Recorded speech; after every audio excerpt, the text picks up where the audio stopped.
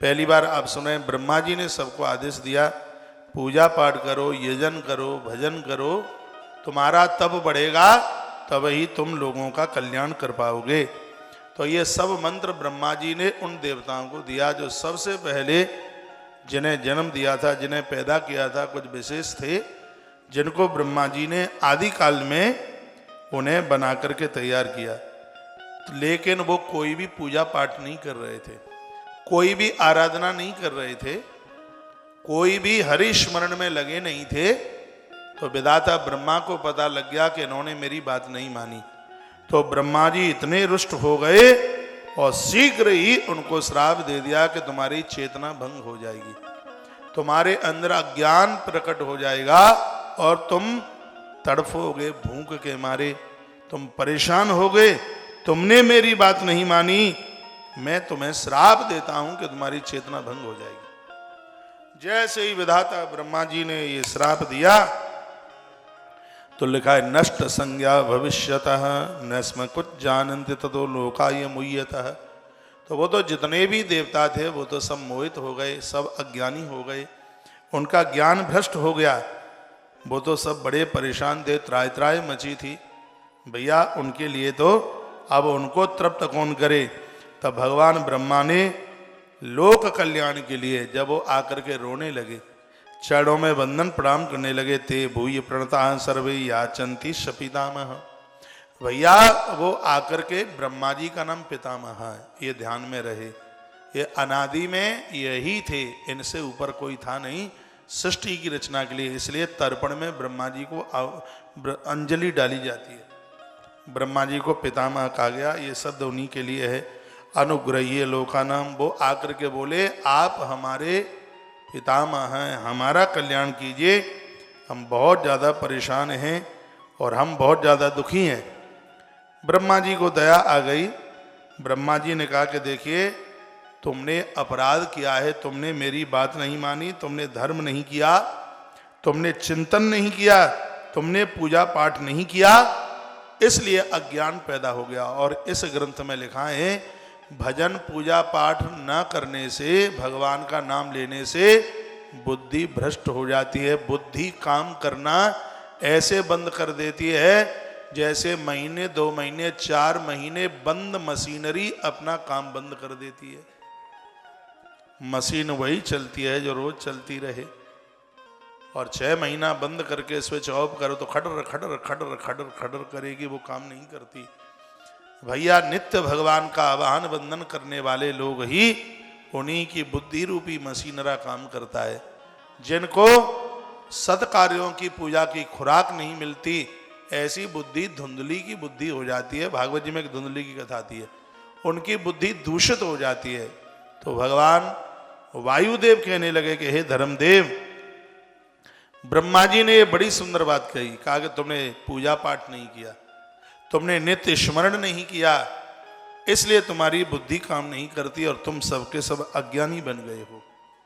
अब तुम मेरी शरण में आए हो तो मैं तुम्हें ये वरदान दिए देता हूं कि अस्माक्रमति ते तनया स्वकः, तुम्हारे पुत्र तुम्हारा कल्याण करेंगे, उनके द्वारा दिए गए ज्ञान के द्वारा उनका ज्ञान तुम्हें प्राप्त होगा, उनके द्वारा किया गया पुराण प्रवचन, उनके द्वारा किया गया स्वाध्याय वो तुम्हें प्राप्त होगा, उसके द्वारा तुम्हारा अज्ञान मिटेगा, उसके द्वारा तुम्हें अपनी असली सुधि आ जाएगी। तुम भूख से तृषित हो रहे हो तो वही तुम्हें जिमाएंगे, वही तुम्हें खिलाएंगे। ये विधात।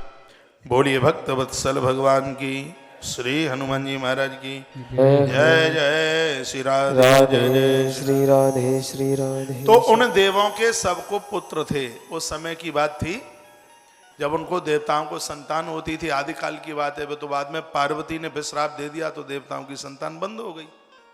तो कथा है लंबी, आज की कथा में आप सुन लेंगे। तो ये सबको संतान थी। विधाता ब्रह्मा जी ने उनके देव पुत्रों को कहा कि आप अपने इनके कल्याण के लिए, पिता के कल्याण के लिए तुम इनको कुछ ज्ञान की बात करो, इन्हें कुछ ग्रंथ सुना दो, इनको कुछ कथाएं सुना दो, तो ये तृप्त होंगे। इनको सुख मिलेगा, इनका ज्ञान समाप्त होगा और ये ज्ञान में हो जाएंगे। और जब ये ज्ञानशील हो जाएंगे फिर ये मुझको प्राप्त करेंगे, ये नारायण को प्राप्त करेंगे। ये ऐसा विधाता ब्रह्मा इस ग्रंथ में बोले। अभी भी मैं वायु पुराण की ही कथा कह रहा हूँ, श्लोक बोल के अर्थ कर रहा हूँ, दर्शन कर लो। इस ग्रंथ में वर्णन है कि पितरों की प्राकट्यता कैसे होती है, पितर कैसे प्रकट होते हैं, ये वो कथा आप सुन रहे हैं। तो तेनैव वचसा पुत्राः ब्रह्मणः परमेष्ण पुत्रः पितरस्तमजमु पुत्रत्वं पितरः। इस श्लोक का अर्थ है कि वह पुत्र अपने पिता लोगों के लिए धर्मशास्त्र सुनाने लगे और उन्होंने वह धर्मशास्त्र 16 दिन तक सुनाए। 16 दिन तक वो उनको पानी पिलाते रहे, 16 दिन तक वह उनके लिए आहार की व्यवस्था करते रहे, 16 दिन उनको यह दिव्य ज्ञान सुनाया।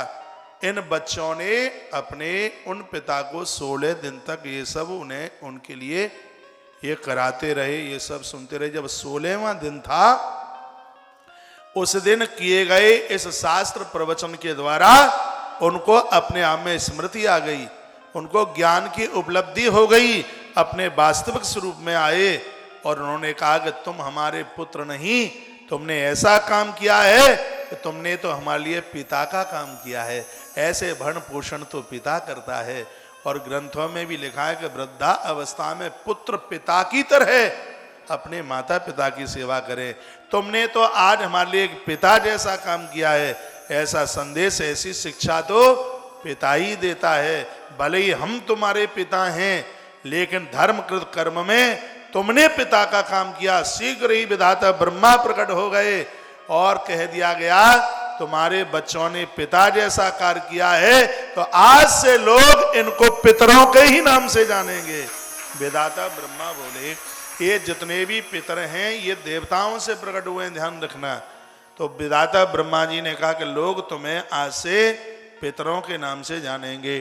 तुमने 16 दिन ग्रंथ सुनाए हैं अपने पिता के लिए, तो आज से इन 16 दिनों को पितरों के दिन माने जाएंगे। इनको पितरों का समय माना जाएगा।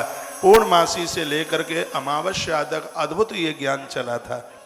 और उस स्थान का नाम था वैराज क्षेत्र, जहाँ पर ये पूरा का पूरा कार्यक्रम हुआ था। वैराज क्षेत्र इस ग्रंथ में लिखा है। पूर्णमासी से लेकर के अमावस्या तक 16 दिन के लिए चला। तो विधाता ब्रह्मा कहते हैं कि हर वर्ष 16 दिन अपने धरती में मृत्यु लोक में जो भी पुत्र लोग हैं वो अपने पूर्वजों के लिए वो 16 दिन ग्रंथ सुनाएंगे, गीता सुनाएंगे, भागवत जी सुनाएंगे, पुराण सुनाएंगे। इसलिए तो 16 दिन हम सुना रहे हैं, इसलिए तो सुना रहे हैं। ब्रह्मा जी ने बोला वो जल पिलाएंगे, अन्न खिलाएंगे, जिससे उनके पूर्वजों को अति तृप्ति प्राप्त हो।